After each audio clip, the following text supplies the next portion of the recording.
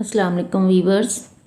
रूहानी चैनल आपके सामने सच्चे वाक़यात लाता रहता है। इस वक्त हम जो वाक़या पेश कर रहे हैं वो हज़रत सलमान फ़ारसी रज़ी अल्लाह अन्हु के ईमान लाने की दास्तान है कि किस तरह उन्होंने किस तरह मुश्किलें काटी और फिर जब नबी पाक सल्लल्लाहु अलैहि वसल्लम के पास पहुँचे तो वो कैसा जज्बाती मंजर था, हम सब आपको तफसील से बताएंगे। फ़ारस यानी ईरान के सूबा अस्फ़हान के कस्बा हरम्स के करीबी गांव जेई या जयान कोई एक नाम था में बूज़क्शां बिन मोरसलान आबुल मुल्की नामी एक बहुत बड़ा ज़िम्मेदार रहता था, जो अपने गांव का एक सरकर्दा आदमी था और जिसे दीनी और दुनियावी दोनों ओहदे हासिल थे। यानी वो गांव का नंबरदार भी था और इसके अलावा एक बहुत बड़े आतिशकदा का इंचार्ज था। उसका एक ही बेटा था जिसका नाम माबा था। माबा का बाप अपने बेटे की दीनी और दुनियावी लिहाज से अभी ऐसी तरबियत करना चाहता था जो मिसाली हो। चुनांचे उसने मुकामी तौर पर बेटे को मजूसियत की तालीम दिलवाई और उसे मजूसियत पर कायम रहने की तलकीन भी करता रहता था। माबा आतिश परस्ती में बहुत मेहनत करने लगा और एक वक्त ऐसा आया कि वो इसी आतिशकदा का निगरान और इंचार्ज मुकर्रर हो गया। इसी आतिशकदा की आग कभी बुझती ना थी, हर वक्त वहाँ आग की पूजा होती थी। लेकिन माबा जब अपने माँ बाप और दूसरे लोगों को आग की पूजा करते देखता तो वो दिल में सोचता कि आग में ऐसी कौन सी बात है कि हम उसको खुदा समझते हैं। इसमें ईंधन न डालें तो ये बुझ जाती है, ये खुदा कहाँ से हुआ। कैसी अजीब बात है कि लोग खुद ही आग जलाते हैं और खुद ही उसकी पूजा करते हैं।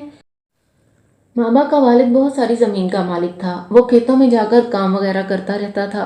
माबा जब बड़ा हुआ तो उसने बाप की जागीर की देखभाल का काम भी संभाल लिया। वो हफ्ते में एक दफ़ा घोड़ी पर सवार होकर सारी जागीर का चक्कर लगाता।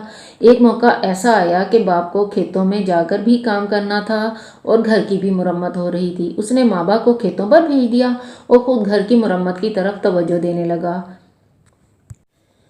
माबा खेतों में काम करने जा रहा था, रास्ते में ईसाइयों का गिरजा था। उनकी दुआ और इबादत की आवाज़ें आ रही थीं। वो उनकी इबादत के अंदाज और तरीके देखने के लिए तजस्सुस के साथ अंदर चला गया। फिर वो उनकी इबादत को देखता रहा, गौर करता रहा। वापसी पर देर से घर पहुंचा तो बाप ने पूछा, देर क्यों हुई। माबा ने सारा वाक़या बयान कर दिया। बाप ने कहा, बेटे इस दीन में कोई भुलाई नहीं, तेरा दीन इससे बेहतर है। माबा ने कहा, नहीं, उनका दीन हमारे दीन से बेहतर है। अब बाप ज़रा परेशान हुआ कि कहीं इसका बेटा ईसाइयत से मुतासिर होकर ईसाई ही ना हो जाए। चूँकि माबा ने साफ साफ कह दिया था कि मुझे तो ईसाइयों का तरीका बेहतर महसूस होता है, इसलिए बाप नाराज़ हो गया।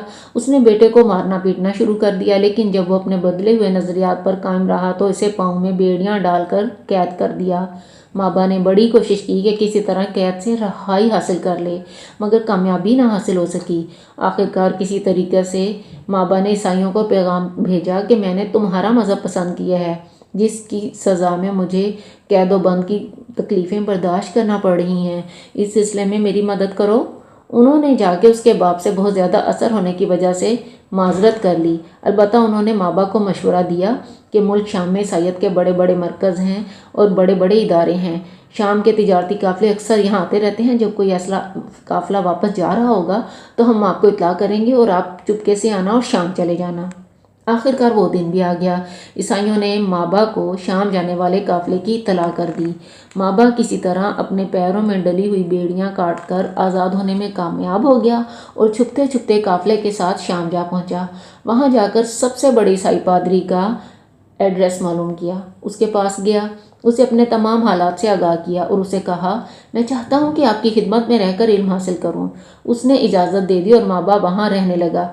कुछ अरसे के बाद माबा ने महसूस किया कि ये पादरी कोई दुनियादार किस्म का आदमी है, जो लोगों से दीन के नाम पर पैसे बटोरता है और वो पैसे ना तो अल्लाह की राह में खर्च करता है और ना फ़कीरों दरवेशों को देता है, बल्कि सदका और खैरात का माल भी अपने ही संदूक में बंद कर लेता है। इत्तफाक से जब वो मर गया तो ईसाई दफन करने के लिए उसे इकट्ठे हुए। माबा ने उसके बारे में उनको सब कुछ बता दिया और उनका ख़जाना भी दिखा दिया। उन्होंने कहा, हम इसे दफन नहीं करेंगे बल्कि लाश को सूली पर चढ़ाकर संसार कर देंगे। चुनाचे उन्होंने ऐसा ही किया। उसके बाद वहाँ एक परहेजगार पादरी मुकर्रर किया गया। वो दिन रात इबादत में मसरूफ़ रहता।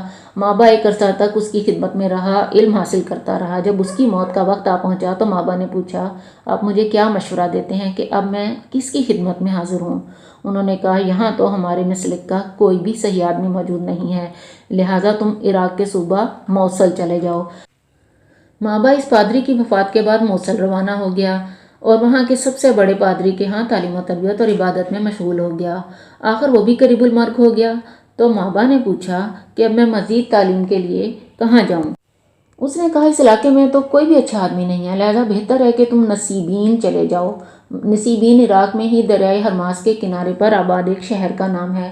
مابا اپنے استاد کی وفات کے بعد اس کے مشورے کے مطابق نصیبین آ گیا اور وہاں کے سب سے بڑے پادری کی خدمت میں رہنے لگا۔ کچھ عرصے بعد اس پادری کا بھی آخری وقت آ گیا۔ تو مابا نے اس سے بھی یہی مشورہ کیا اب میں کہاں جاؤں؟ اس نے کہا کہ اب تم اموریا چلے جاؤ۔ اموریا ایشیائے کوچک میں ایک شہر کا نام ہے جسے پہلے بازنطینوں کے قبضے میں تھا، پھر عباسی عہد میں معتصم باللہ کے زمانہ خلافت میں مسلمانوں نے اس کو فتح کر لیا۔ مابا استاد کی ہدایت کے مطابق اموریا آ گیا اور تحصیل علم اور عبادت میں مشغول ہو گیا۔ یہاں مابا نے گاؤں اور بکریوں کے ریوڑ پا لیے۔ جب اس پادری کا آخری وقت آیا تو مابا نے پھر اس سے پوچھا اب میں کیا کروں اور کس سے تعلیم حاصل کروں؟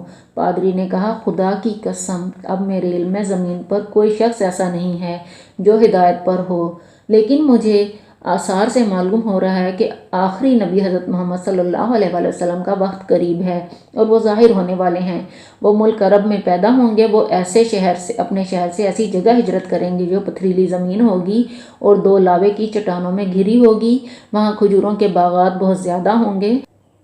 وہ صدقہ نہیں کھائے گا لیکن ہدیہ قبول کرے گا، نیز اس کے دونوں کندھوں کے درمیان مہر نبوت ہوگی۔ اگر تم سے ہو سکے تو میری وفات کے بعد اس کی سرزمین کی طرف چلے جانا۔ پادری کی وفات کے کچھ عرصے بعد اتفاق سے بنی کلب کا ایک تجارتی قافلہ وہاں سے گزرا۔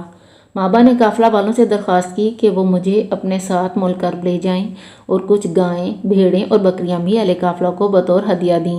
مابا قافلہ والوں کے ساتھ چل رہا تھا مگر انہوں نے مکہ مکرمہ کے راستے میں وادی القریٰ پہنچ کر مابا سے غداری کی اور اسے اپنا غلام ظاہر کر کے منڈی میں ایک یہودی کے ہاتھ فروخت کر دیا۔ کچھ دنوں کے بعد یثرب کے یہودیوں کے مشہور قبیلے بنو قریظہ کا ایک شخص جو اس یہودی کا چچا زاد بھائی بھی تھا مابا کو اس سے خرید کر یثرب لے آیا۔ جب مابا یثرب پہنچا تو اس نے وہاں کھجوروں کے باغات دیکھے جس کا ذکر اموریا کے راہب نے کیا تھا، ٹھیک وہی نقشہ، وہی لاوے کی چٹانیں، وہی پتھریلی زمین۔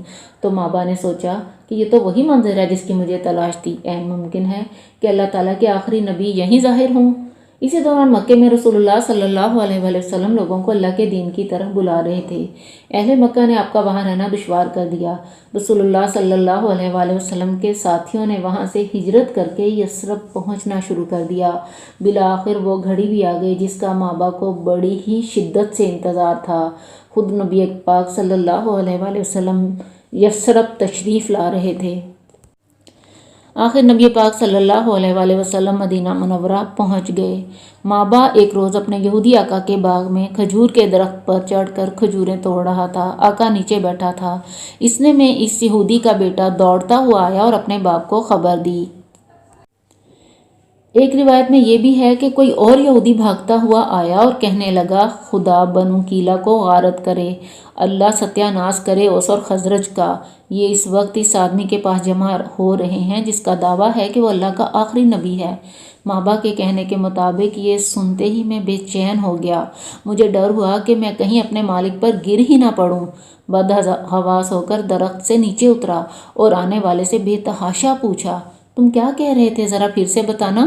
یہ سنتے ہی آقا نے منہ پر ایک زوردار تھپڑ رسید کیا اور کہا جا اپنا کام کر۔ میں دل پر پتھر رکھ کر خاموش ہو گیا، لیکن میری بے قراری بڑھ گئی۔ حضور پاک صلی اللہ علیہ وآلہ وسلم اس وقت قباء میں تشریف لا چکے تھے۔ کام سے فارغ ہو کر موقع ملتے ہی مابا نے حضور صلی اللہ علیہ وآلہ وسلم کی خدمت میں پہنچ کر پادری کی بتلائی ہوئی علامت کی تصدیق کے لیے دسترخوان پر تازہ کھجوریں پیش کی اور کہا اے خدا کے برگزیدہ بندے، آپ اور آپ کے ساتھی غریب الوطن ہیں، میرے پاس صدقے کا یہ مال ہے، آپ حضرات صلی اللہ علیہ وآلہ وسلم سے بڑھ کر اس کا کوئی اور مستحق نہیں، لہٰذا قبول فرمائیے۔ حضور صلی اللہ علیہ وآلہ وسلم نے وہ کھجوریں لے کر اپنے اصحاب رضی اللہ عنہ میں تقسیم کر دیں اور خود کچھ نہ کھایا۔ مابا نے سوچا کہ ایک علامت تو صحیح ثابت ہوئی کہ آپ صلی اللہ علیہ وآلہ وسلم صدقہ قبول نہیں کرتے۔ دوسرے دن مابا دوبارہ دسترخوان لے کر حاضر ہوا۔ ایک اور روایت میں یہ بھی ہے کہ جب نبی پاک صلی اللہ علیہ وسلم مدینہ منورہ تشریف لائے تو مابا نے کچھ کھجوریں لے کر آپ کی خدمت میں حاضر ہوئے اور کیا کہ میں نے محسوس کیا تھا کہ آپ صدقے کی چیز نہیں کھاتے تو میں آپ کے لیے ہدیہ لایا ہوں۔ رسول اللہ صلی اللہ علیہ وسلم نے اسے اپنے صحابہ کے ساتھ مل کر تناول فرمایا۔ ایک دوسری روایت میں یوں بھی بیان کیا ہے کہ مابا نے جنگل سے کچھ لکڑیاں اکٹھی کی، انہیں بازار میں فروخت کیا، 1 درہم اونٹ کا گوشت خریدا، اسے پکایا اور سالن اور کھجوریں لے کر نبی پاک صلی اللہ علیہ وسلم کی خدمت میں بطور ہدیہ پیش کیا، جسے آپ صلی اللہ علیہ وآلہ وسلم نے اپنے صحابہ کے ساتھ مل کر تناول فرما لیا۔ اس طرح مابا کے سامنے دوسری علامت کی بھی تصدیق ہو گئی کہ اللہ کے آخری نبی ہدیہ قبول کریں گے۔